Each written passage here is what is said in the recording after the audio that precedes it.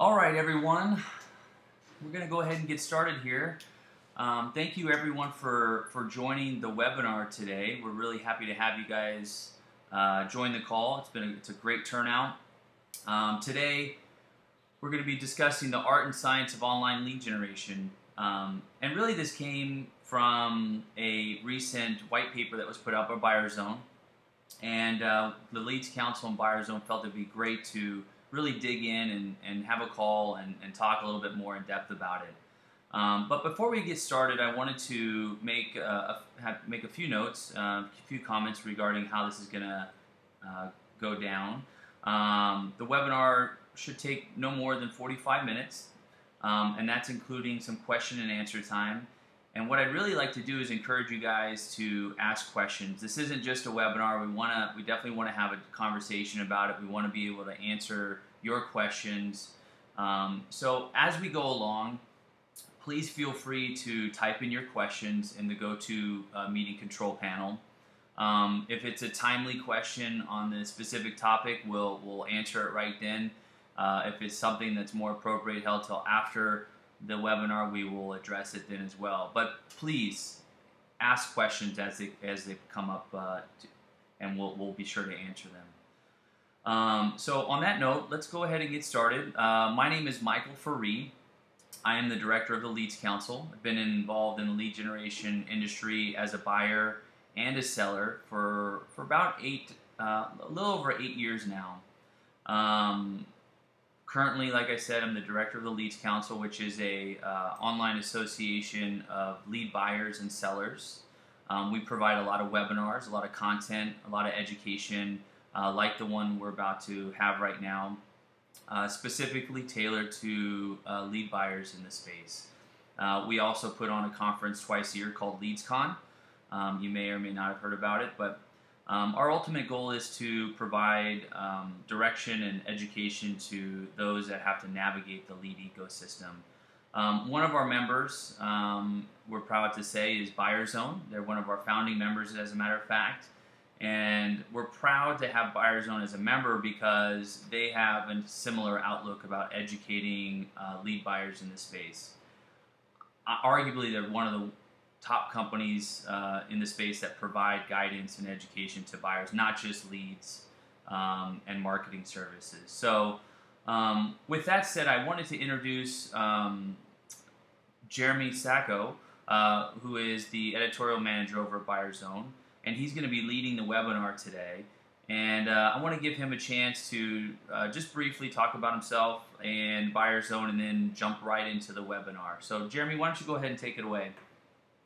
Great. Thanks, Michael. Hi, everybody. This is Jeremy Sacco. As Michael said, I'm the editorial manager at BuyerZone. And one of the great things about my position is that as I've been here for the last 8 years, I've had a lot of chances to work with both sides of the B2B buyer-seller equation. I write a lot of content for buyers, helping them make smarter buying decisions. I also do a lot of education and content creation for lead buyers, the sellers of the B2B product.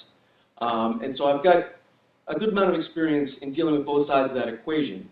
Something that BuyerZone has been focusing a lot on lately is helping to educate both our clients and lead buyers in general to help you do a better job marketing to closing, getting the most value out of leads that you're getting from any source, really. I do want to say, don't worry, this isn't going to be a commercial for BuyerZone.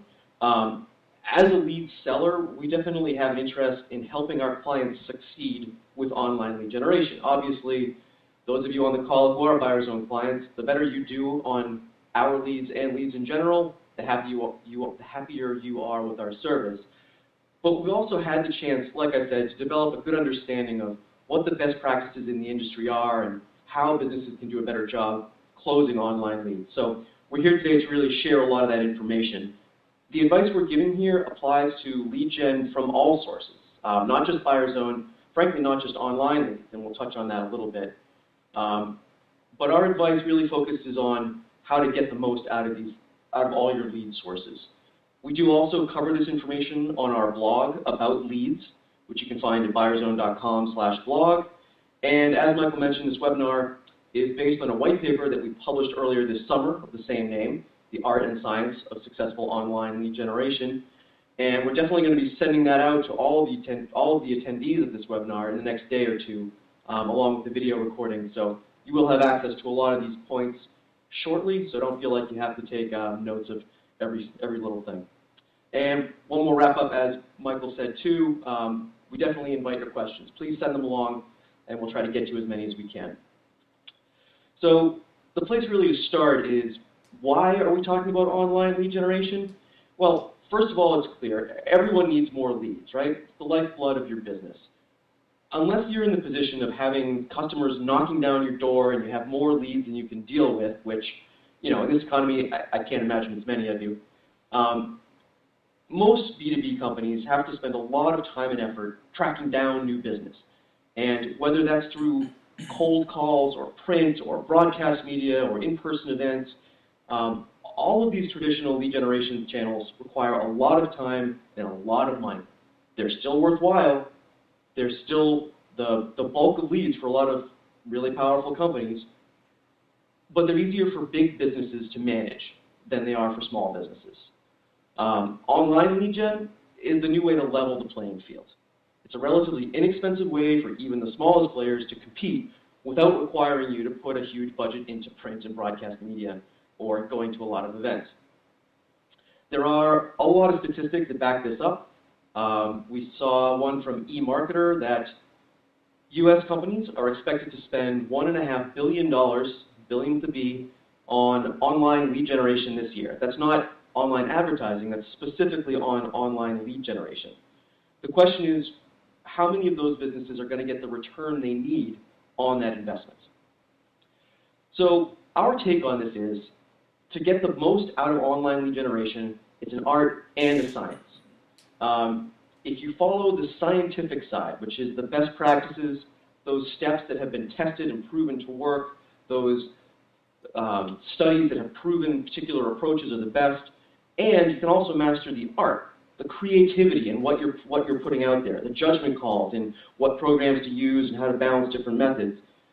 If you can balance that art and that science, we feel like any business can get the results they need. So what we're going to do here is outline 5 steps that are key to implementing a successful online lead generation campaign. And Michael, I think before we dove in, you had maybe a comment on this?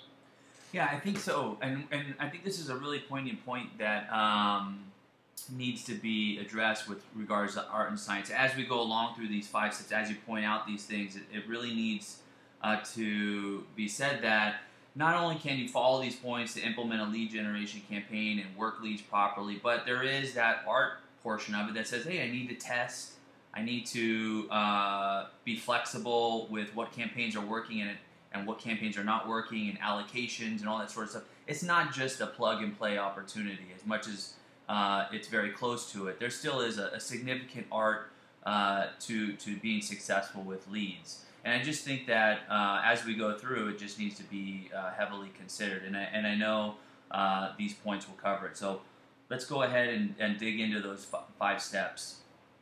Great. So one last detail here before we get into the 5 steps, and that is we are going to think about 2 different types of leads as we go through these 5 steps, and we're going to call them organic versus purchased. Purchased leads are those that someone else, some third party, is capturing for you. In most cases, they're going to verify that lead to some degree, and it may be exclusive or it may not be exclusive. It may be a lead that's being provided to multiple other companies. Organic leads are those that you capture directly. It's always an exclusive lead in that the typical example of an organic lead is somebody who fills out a form on your website. Well, that's exclusive because it only goes to you, but research shows us that a typical buyer fills out 4 or more of those forms at the same time. So even though that particular form event was an exclusive capture, chances are that buyer is talking to your competition anyway. So with the purchased and organic leads, there are definitely pros and cons on both sides. Organic leads have a stronger connection with your brand right off the bat. They did make it to your website, after all. Purchased leads, it's often easier to have a fine control over volume and cost as your business cycles come and go. Regardless, the main point to keep in mind is that the step-by-step process we're going to outline needs to be applied to both types of leads. You need to take them through these same steps, but understand that each group is going to behave differently. So with that in mind, we can dive into the 5 steps for success, which is why we're all here today.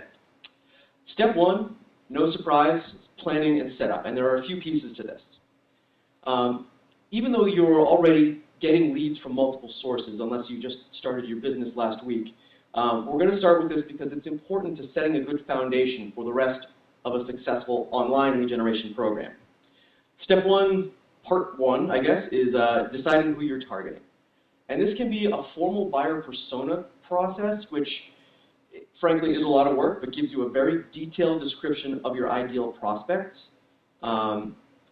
You can go through the buyer persona process and come up with a picture like, here's Bob who owns a plumbing company and his pain points are X, Y, and Z, and he communicates using A, B, and C, and that kind of full, rounded out buyer persona. But if that's too much work, you can at least write out some of the key characteristics. What titles, what industries, what problems are your prospects trying to solve? Even though everybody in your organization thinks they know this, you might be surprised when you compare different answers across your different departments, especially when you compare your answers across marketing and sales. And that's one of the other key steps here in your planning and setup. You want to get your marketing and sales teams together to agree on these personas, and hopefully you'll get a good insight into who you should be really going after. You also want to think about having multiple audiences. As always, with the marketing side, more targeted campaigns are going to get you better results overall. So the more segmented your audience, the better it is going to be to have multiple lead gen campaigns with different goals. Of course, the more campaigns that you have, the more work you have to put into it. So you're going to have to balance that, make sure that your different target audiences are different enough to warrant that extra attention.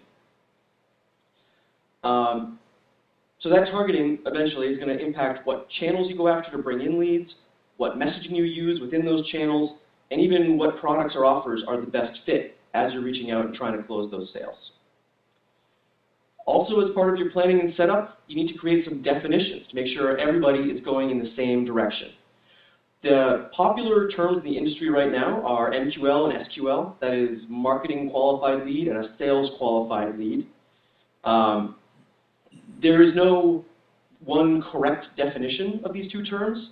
It could be something where an MQL is a lead that you have verified contact information and someone who's expressed interest in your company, and a sales qualified lead is that same person, but you also know that they have a budget and purchasing authority.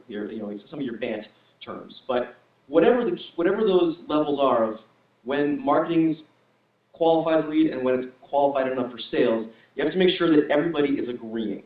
You may hear this referred to as a ULD, Universal Lead Definition. Getting everybody in the room to agree on what those terms are is going to help you focus on getting to the right results.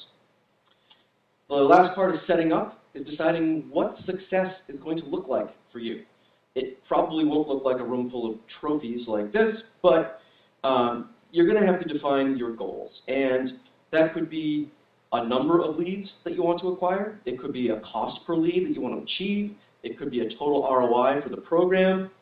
And frankly, with a completely new lead channel, if you don't have a lot of experience in online lead gen, some of these numbers might be wild guesses.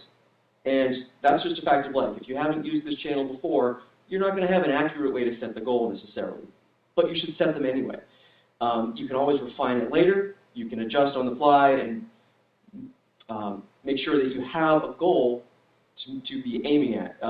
Simply having that goal there is going to make sure that you stay focused on driving the right metrics of your campaigns. One note here too is number of leads can be a worthwhile goal to set, but don't put too much emphasis on volume. Keep in mind generating 5 good leads is much better than generating 100 bad ones. You don't want to waste your marketing and sales team's time. So step 1, you've got everything defined. Step 2, you're going to start building the acquisition channels to bring your leads in. These are the inputs into your sales funnel. where your leads are coming from. And there are a lot of choices in here, both online and offline. And again, as I mentioned before, you already get these leads. This might be somebody who picks up the phone and calls your sales team. What's essential is that you're going to handle all of these leads coming in, online, offline, organic, and purchased, wherever they're coming from. You apply the same methodology to all of them. That's how you're going to find out which channels are the most effective for you, which messages are the most effective in which channels. Whether you are thinking about paid search or online advertising, maybe you're advertising on mobile channels, maybe you're big into social networking or email marketing. Whatever those channels are, you have to build up a suite to maximize your results. And the reason for that is that no one source is always the best. All these different lead sources we're talking about have advantages and disadvantages, but to our experience, the most important attribute, or the most important thing to keep in mind, is to have a mix of channels coming into your sales funnel. One of the drawbacks to most of the channels that we're talking about is that events outside your control can really have a big impact on the amount of leads that are coming in. Say you're really good at SEO and you get a lot of natural search results to your website.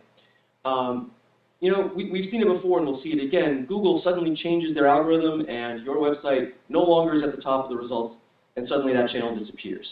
If you're buying leads from a third party, they could go under. Their pricing could double. Who knows? Something could change and you won't be able to use them in the same mix that you had before. Having a strong mix of lead channels is going to let you smooth out any fluctuations that happen because of these reasons. So variety is key. The other main reason to have a variety of channels is, if you go back to the personas that we were talking about before, some buyers are going to respond to some channels and not others. Some of those personas that you think of that might be good prospects for you might never click on a paid ad in Google in their life. They just ignore those ad results, and you could advertise there till you could spend millions of dollars and they're never going to click on it. Other buyers might be really into email, and if you're not sending them an email, then you're not going to get their attention. Having a variety of channels is going to let you cast the widest net, so no matter what that prospective buyer's preferred contact method is, you're going to hit them at some point.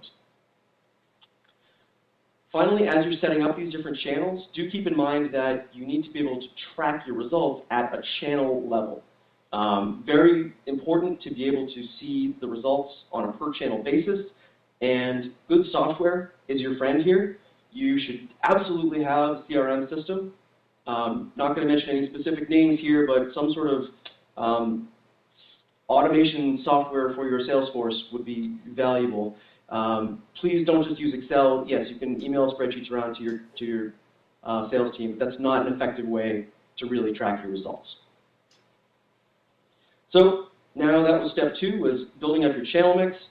Step 3, this is probably the clearest point I can make here. Once a lead comes in, the single most important step you can take is responding to it quickly, following up as soon as you possibly can to inbound leads. Got a few stats here to back this up. According to Electric Speed, the company who responds fastest ends up securing the deal in more than half of online lead generation cases. Now, that's a ridiculous statistic, quite honestly. Most of these leads are going to be speaking to 3 or 4 or 5 or more potential vendors. What are the chances that the first responder is actually the best fit for those buyers 55% of the time? You know, I don't have a data point on that, but it's not going to be many. It's not going to be half the time. Nevertheless, that's what the data is telling us. We've also seen studies from Leads 360 that illustrate how quickly results tail off after even the first few minutes when a lead is submitted.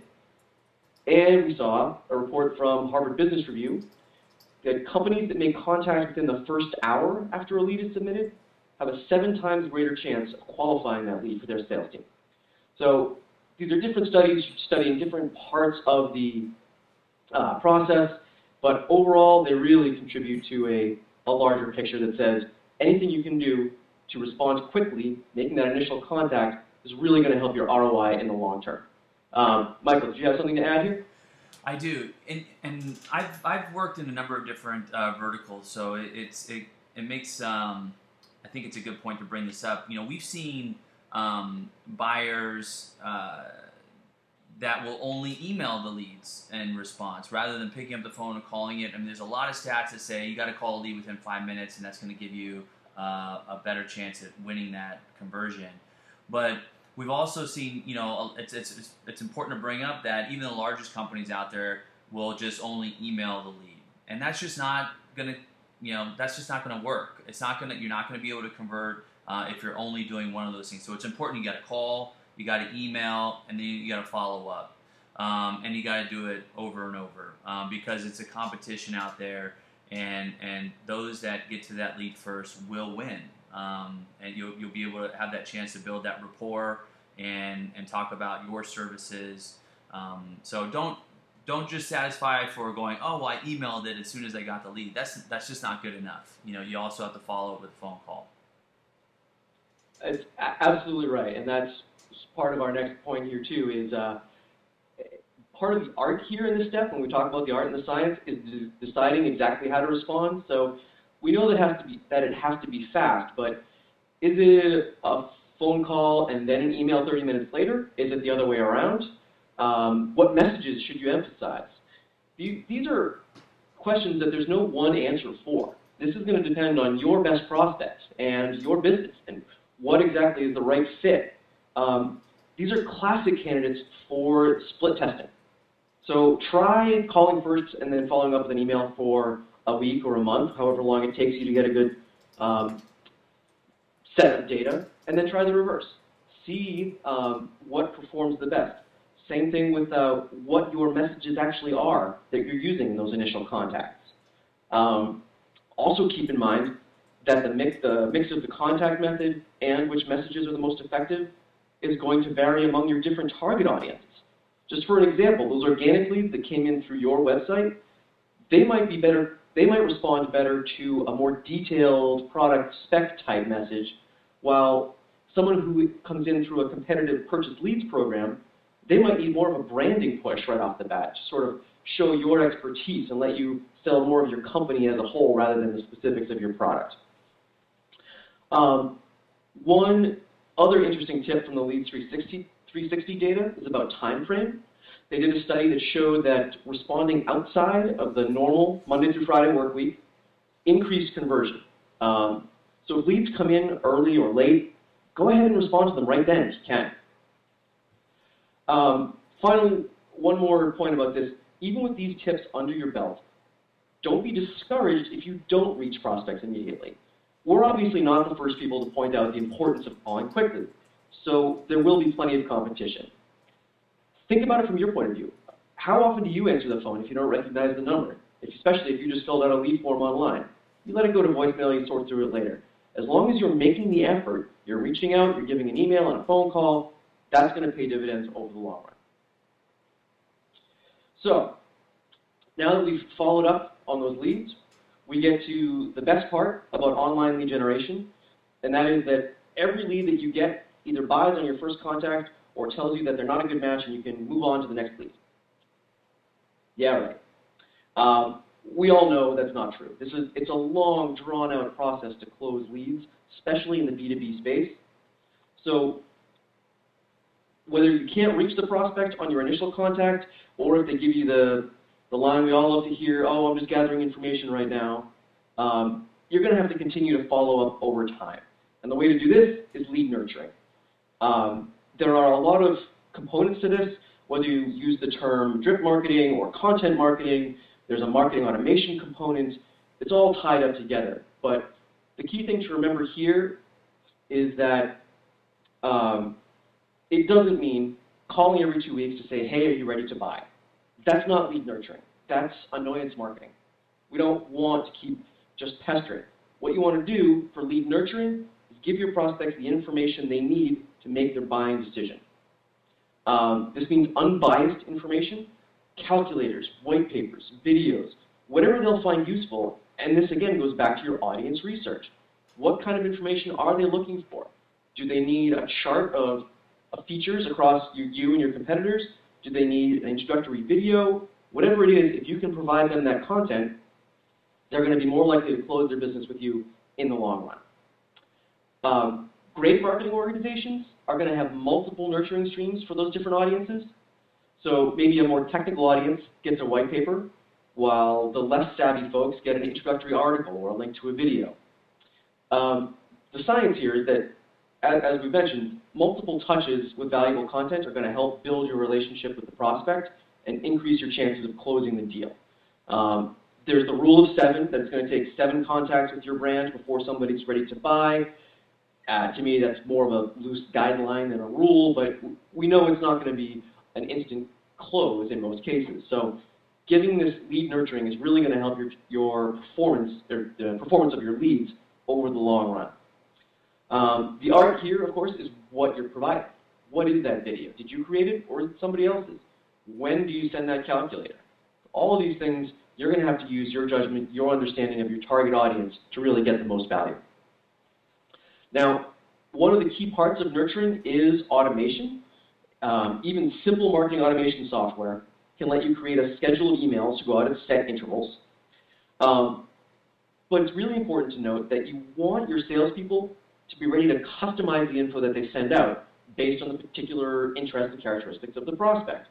If you've got a particularly technical lead, again, and your first email in your marketing stream is an introduction to your product, that prospect is going to feel like you weren't even listening to him. If you send that out and you've completely missed his needs, you're actually doing yourself a disservice by trying to do this automation.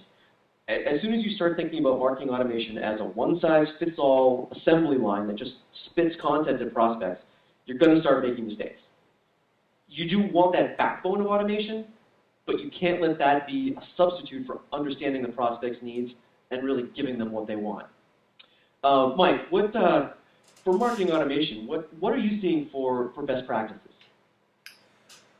That's a great question. I mean, we see a lot of different things with regards to best practices, and it really depends on the product and service. But when it comes to follow-ups, one thing that we always recommend is not to give up on the lead. There's a ongoing value to a lead that even when they say, you know what, I'm not interested at this moment, it's really important to follow up with them, even by phone call or a lot of the ideas that you had brought up, to continue that conversation with them, because we all know that they're in the shopping mode at that time. They may be online, they're looking, or they could need, it depends on the product, but in most cases, they're sort of shopping or comparing prices. They may not be ready to buy today, but they may be ready in a couple weeks, and at the moment they're going to get other phone calls, and they may want to shut down the process because they've got a number of other phone calls from other competitors. So it's really important a couple weeks down the road, follow up with them again. Just because they weren't interested today doesn't mean they're not necessarily interested tomorrow, or you can provide something to them down the road. So I think there's a inherent mistake with a lot of buyers to say, oh, it didn't convert today, that means I'm going to throw away the lead and never talk to it again. But I do have a question. I'm going to turn the tables on you from one of our attendees and trying to get your opinion on what you see with regards to lead nurturing. And the question really is, who manages the lead nurturing portion of it? Should it be the marketing department or the sales department? Do you have any thoughts on that before we move on past this topic? Yeah, absolutely. And the short answer is both really need to be involved. I think the standard way that you'd think about it is that the marketing department would be involved in setting up as I mentioned before, the sort of standard template of here's, based on our understanding of the buyers, here's a schedule of a few emails and a subsequent phone call at this point and that point. That's going to be our template. Marketing is probably also going to do the creation of the materials that go into that lead nurturing stream. That said, sales needs to be intimately involved in creating those materials, making sure that they're on message, making sure that they understand what's going into them, and subsequently so that they know what their prospects are getting. Also, as I mentioned, sales needs to be involved for customization in terms of if a particular buyer doesn't need or needs some extra materials, sales need to feel comfortable adding to or altering that stream for a particular buyer. And sales' input on the overall cadence of the program is also going to be important. Do those buyers want an email a week? Do they want a phone call every other day? Probably not, but sales' input is going to be important on setting that up as well. So definitely both, but I think that overall breakdown of letting marketing sort of create what goes into that stream and define the general shape of it, and then letting sales customize the specific touch points and the timing is probably how we'd see it break down. Does that make sense to you, Michael? Absolutely. Great answer. Thanks. Let's go ahead and move along. Sure thing. So now that we've done our responding to the leads and we've closed as many as we can, the last step in this process is, of course, measurement, and specifically measuring ROI. When it comes to calculating your results, you've got options. There are different metrics you can track, different ways to judge success, but the single most important is good old-fashioned ROI.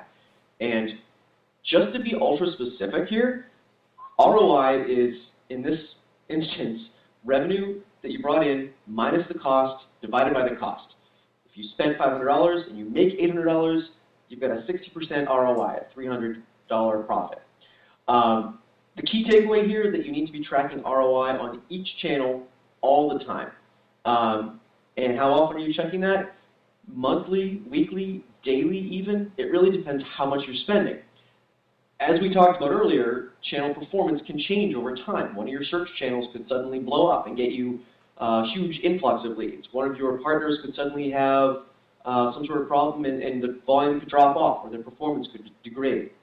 You want to make sure that you're not throwing money at leads that are no longer performing, so somebody should be responsible for checking on those metrics on a regular basis. The reason we want to emphasize this, and I know Michael is dead on board with me on this, is that here at BuyerZone, we sometimes hear from clients who are making decisions based on a gut feeling about their lead's performance, or they're making decisions based on anecdotal feedback from the sales team that, oh, well, these leads aren't serious. Without a solid ROI calculation, you just can't know for sure. Michael, you with me on this? Absolutely. In fact, I have an experience when I was buying 3, 4 years ago. I was buying mortgage and insurance leads, and we were buying 300 to 500 leads a day in the space. And I frequently would get the knock on the door and from the salesperson saying, you know what, these leads are horrible. What's going on? Please don't send them to me anymore. And I would say, okay, what was the source of the leads? And I'd go back and I look at my numbers, and in many cases, the leads that they claimed to be horrible weren't in fact horrible. They were actually performing at average or sometimes even better. And a lot of times that's just because from a sales point of view, you may have a bad call, maybe even 2 bad calls, but that doesn't always color the right picture of actually how the leads are performing. So it's really important to have those analytics to back it up. Great.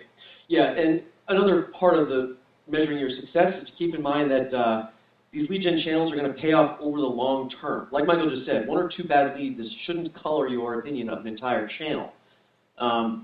Frankly, even programs that have a lower success rate than maybe you're used to, with leads that come in directly through your website, for example, even those programs can still be good drivers of revenue and profit. As long as you're going back to those goals you set in step 1 and judging your success that way, you're going to see the overall or the total results over the long run really be the clearest way to decide what's working and what's not. Also, don't forget to factor in the length of your sales cycle. It'd be a shame to dismiss a program that could have worked out because you didn't wait long enough for the leads to work their way through a long sales cycle.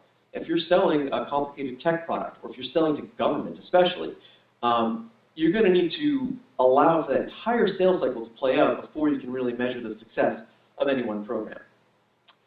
Now, of course, ROI is not the only metric to look at as you're measuring your success with different lead generation programs. And with the right tracking system in place, you can measure a lot of metrics. You can look at the number of inquiries, the number of MQL and SQL leads, the number of closed sales. And once those are known, you can go to the next level of detail in terms of lead to opportunity ratio or lead to sale ratio. What's important here is that comparing these types of metrics across different channels is going to highlight some opportunities for improvement. And what I mean is, if you look at one channel that has a particularly bad lead-to-sale ratio, maybe it's, the cost per lead is okay, but not enough of them are converting to sales. Well, could be a couple of things you could address there. It might be, that channel might be bringing in prospects that aren't a really good fit for your business, or it could mean that that channel needs a different type of nurturing content or sales collateral to win them over. You're going to have to work your way through those channels, but looking at these different metrics is going to give you the idea, it's going to give you the points to look at and really find those points of opportunity for improvement. And just to illustrate the point here, we face these same problems in BuyerZone. I mean, yes, our business is, we're a lead seller, but we're also a lead buyer and generator. We're always trying to bring in leads for our sales team to sign more clients. So we're not just coaching this stuff, we're living it. Michael, do you have an addition here too on metrics and ROI? Yeah, I've got a couple questions from our attendees that I think we could go ahead and take a look at right now. One is with regards to measurement. A lot of buyers want to know what the averages are. That they should be benchmarking, and maybe you can provide a little insight into this. So, for example, if you have 100 leads, what would you consider an average response? To those 100 leads on a contact basis? Wow, there is no good way to answer that question.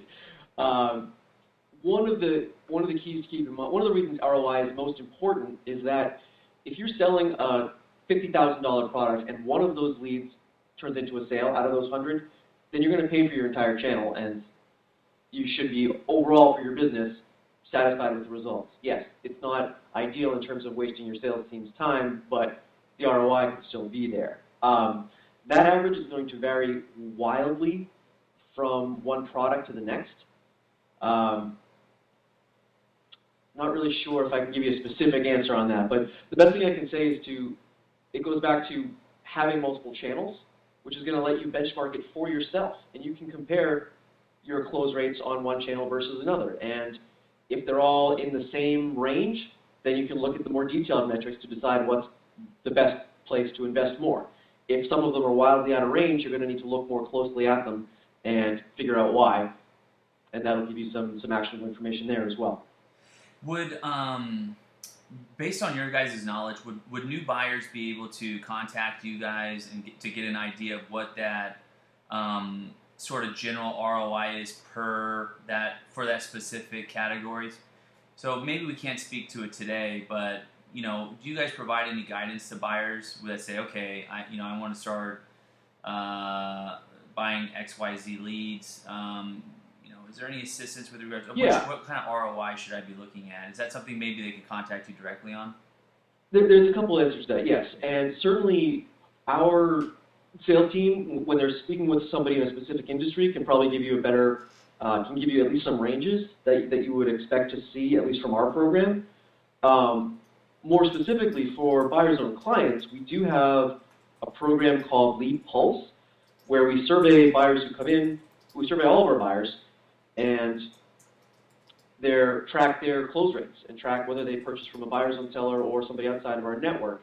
And so anybody who's part of our program can see the overall average in their category, in the specific product that they're selling, as well as their average, and so they can get a good sense of how they're performing relative to others in our program. But that's not something, obviously that's not something we can share totally publicly, but for people who are interested, they're certainly welcome to contact us and find out more about that. Excellent. Great. Was that it for the questions for now? Yeah, I've got some other ones, but I'm going to save these for the end of the webinar, I think. Okay, great. Well, we're almost at the end. What we're going to do now is just a quick recap of these 5 steps and how there's a science and an art involved in each one. So step 1 was setting your definitions and goals. Obviously, there's a science to creating those definitions and those targets, and an art in determining which demographics you're targeting and what really makes them tick, and understanding what the right messages are going to be for them. Step 2 is diversifying your lead channels, and there's a science there in targeting the different lead channels and determining how you can make them work for you. The art enters the picture more about crafting an individual approach for each channel and in balancing the variety and managing the overall mix of incoming channels.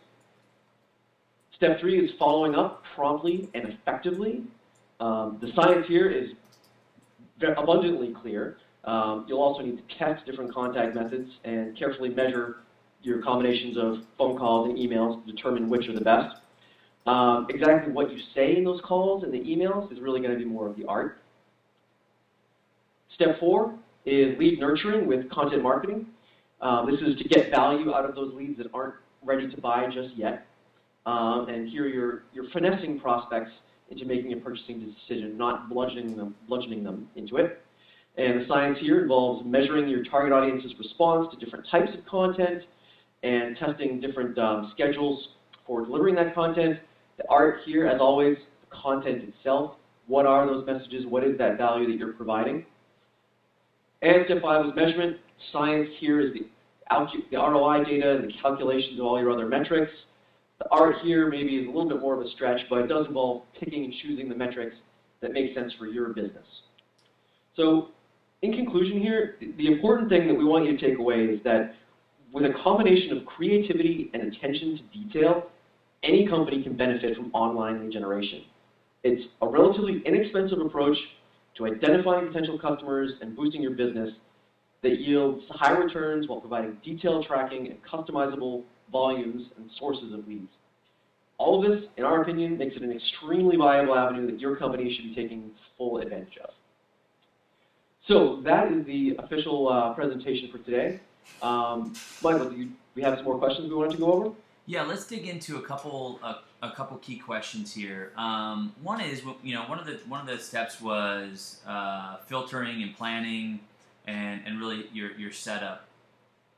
What can you speak to demographic targeting? Should buyers be considering the regions of the country, or whether it be states or zip codes? I mean, how far and what should buyers be considering when creating those filters?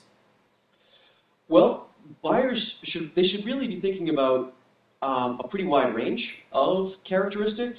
Geography is obviously a good one. In some cases, it's out of necessity if what you're selling is limited by geography. In other cases, it's going to be geography has an impact in your overall results, or some areas are a better fit for you.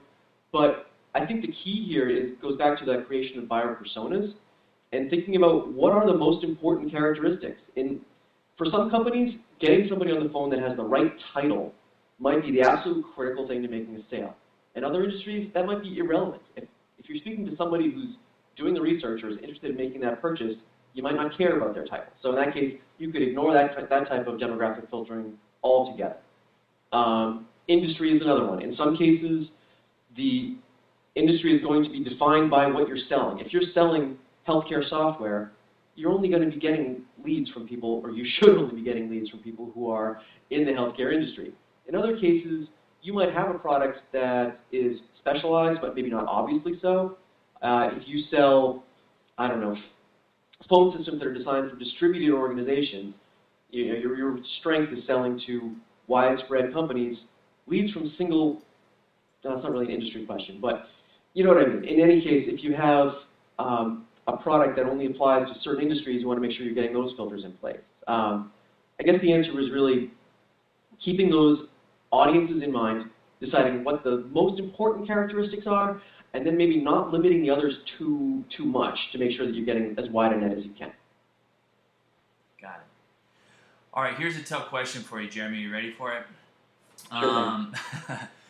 So we've got somebody that's been buying a lot of leads for a long time, and he's noticed that contact rates seem to be going down over and over time. Sending out emails, doing calls, but it seems to get less and less responses. First, do you have any suggestions on what he can look at with his maybe current process to improve it? Maybe certain things that he should be considering. And then second is, what's your thoughts on the overall feeling that maybe lead quality could be going down? Is that something that's industry wide, or is that just something a changing consumer, that someone that was on the web that filled out a form but now doesn't want to necessarily answer the phone? So how do buyers one, evaluate maybe their lead management process, and two, is this something that's being seen across the board? Is this a consumer behavior change, that sort of thing? Yeah, let me actually answer those in reverse order and start with number 2, which is yes, we see that as well. I mean, we deal with such high volumes of leads, and again, I mentioned this tracking that we do. We definitely have seen a change in the behavior of leads, of businesses and consumers who are filling out online forms.